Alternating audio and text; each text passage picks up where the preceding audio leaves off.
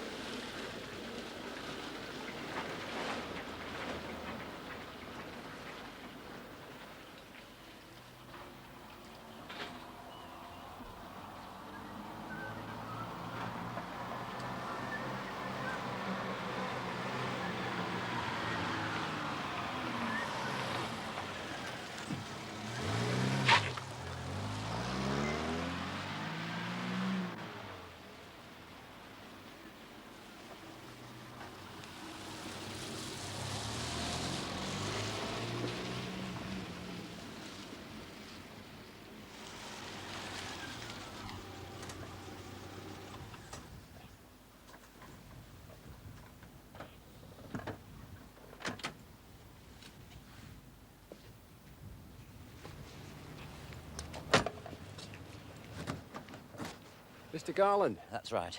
They're still arguing and screaming. I hope it's all right for me to call you up so early in the morning. You're not going to do me for wasting police time. No, Mr. Garland. 6:20 in the morning, you're entitled to call if there's a barney going on with neighbours. It's not exactly neighbours. Follow me.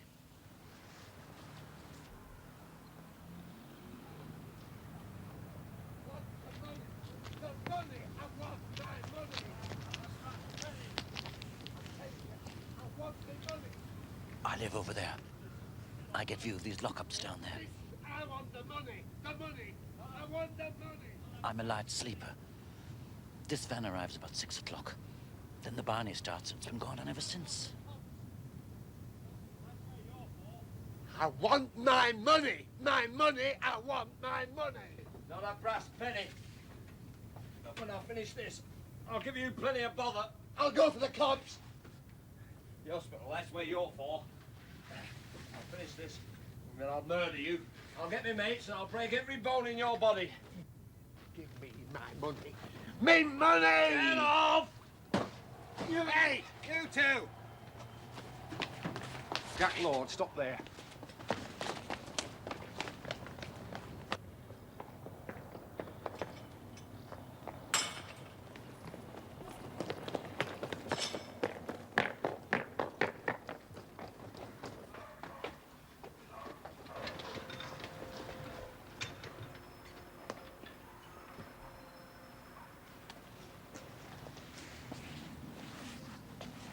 Well, Jack Lord, what's all this?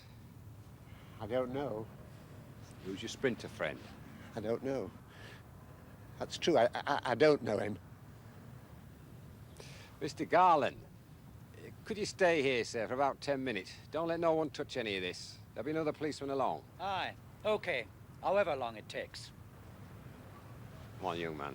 You're coming with me. Arthur. Sorry I'm late, Sarge. Cup of tea, fast, with an extra sugar. Right. Hey, come here. What do you call a parrot with clipped wings? I don't know. What do you call a parrot with clipped wings? A walkie-talkie. You had the one about the Irishman flying snowballs. Oh, get out. Hey, up. What's all this, then? I know you. Mr. Lord, for the cells. Why? I've done that. I've had now to do with anything. Why am I here? Because your friend ran from me. And I believe there's a reason. And I think we'll find it after some checking into what you were unloading into that garage. But I'm innocent. I weren't unloading. That's the point. If you're innocent, Jack, that's got to be by way of a record. Will you see to him, Joe? I've got to get Bernard Duckworth out of bed. Come on, Jack. I want a lawyer. Ah, well, let's see if you'll be needing one first. It's a bit early to be calling solicitors out. Bernie, it's George here. Something's come up. Could you meet me, say half an hour, lock up garages, rear of Peel Parade, Peel Road?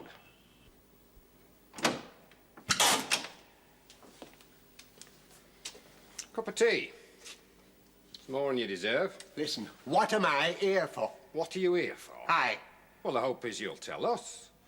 Could be you and your pal of TV fanatics, but all that lot, Jack. But they weren't mine. Had nothing to do with it. Well, what's the name of your pal? We'll talk to him about it. I don't know. I was just the driver. I see. Is that it? That's it. I drove this bloke and his stuff, and I didn't know him nor it. Don't believe it. Too far-fetched. You saw him. You were there. Saw who? Him. Saw you. What are you saying? I saw you, surrounded by a great number of TV sets at 6:20 in the morning, which struck me as odd. Oh, I see your game, you crafty swine. You stick the lot on me, you leave him out because he got away, and then you say it's all down to me. I'm saying nothing. Shh. Until you tell me what it was all about. Why the fight? He wouldn't pay me. He wouldn't pay me, and I'm saying that else. Look, how long have we known you? I mean, I've been here nearly 10 years. You go back decades before that. A regular fixture and fitting in the house of cards that makes up Hartley crime. The court's aboard with you, Jack Lord. Judges yawn when it's every court and they have to go through another tale of war with Jack Lord. And you come in here protesting innocence. This time I am. Really? Really? So what was the row about? Who was the bloke? What do you mean he wouldn't pay? I can only tell you what won't incriminate me. Do so. This man, no name, he come to me and asked me to drive a van, 20 quid, from Yardley to Hartley. Mm-hmm. So I pick him up in his van and I drive to Hartley to the lock-up garages. And then he says, help me unload. And I say, bloody no. And he says he won't pay me until I've helped him unload the whole rotten lot. So we started shouting at each other. What's his name, Jack? Yeah, why am I talking to you? It's normally CID. Oh, it's too early in the morning for CID. They need the beauty sleep and a proper breakfast before they deal with torture. And what about my breakfast? And there's rotten sugar in this tea. You should know by now I don't take sugar. You build your energy while you wet your whistle, because you've got a lot of talking to do. Because if we don't get the other lad, it's all got to be down to you.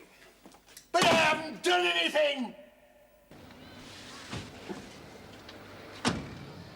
It's a bit early, George. Maybe for you. What's this lot, then? TV sets. All portables. 3 sizes, 3 manufacturers.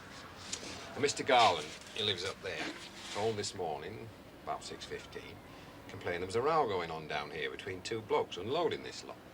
I arrived. Jack Lord I recognised immediately. Jack Lord.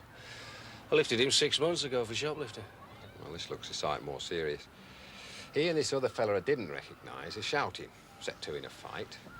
I walk on, grab Lord, as this other fella takes to his heels. Your description? Mid-30s, 5'11", dark hair, slim build, wearing a black windsheeter, blue denim trousers. Oh, you don't know him? No. Well, shall we assume this lot are knocked off? It's likely. Well, I'll get a photographer over, I'll take a few serial numbers,